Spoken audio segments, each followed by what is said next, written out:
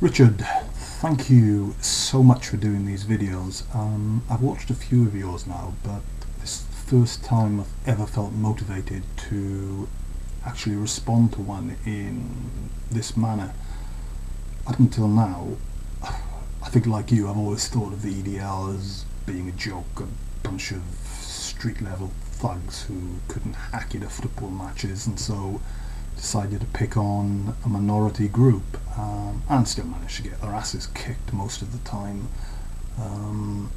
A group that got pissed, took a whole host of cocaine and other drugs, and generally were just a laughing stock. But having read the responses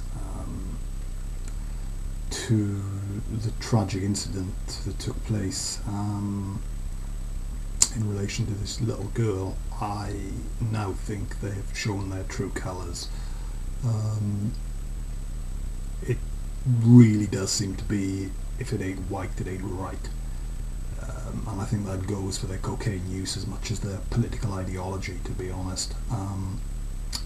They truly have shown themselves to be a bunch of mouth-breathing scum here. There's no other words to describe them. Call them Nazis, yeah. I guess. Call them a bunch of wankers, yeah. They are certainly not defenders of any English faith that I'm aware of. What also gets me though is that they're linked to the CXF, Combined X Forces. Now, I'm pretty certain that any British forces would have fought against the Taliban, not for them. But the Taliban shot this girl. She's coming to this country for help, and yet they are anti this girl. Now, this kind of makes them pro-Taliban in my mind, so I'm as confused as those poor mindless cretins from the EDL are. Undoubtedly we will see yet more splits, and hopefully this will be the final nail in their coffin.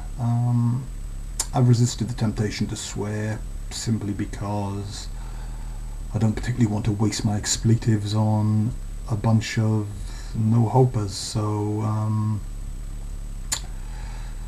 it is a tragedy, an absolute tragedy. I wish the girl, Malala, all the very, very best, and I just hope she knows that the EDL are not representative of the UK. They represent an incredibly small minority of the UK, in fact, and the majority of us wish her an incredibly speedy recovery. Keep up the good work, mate. Over and out.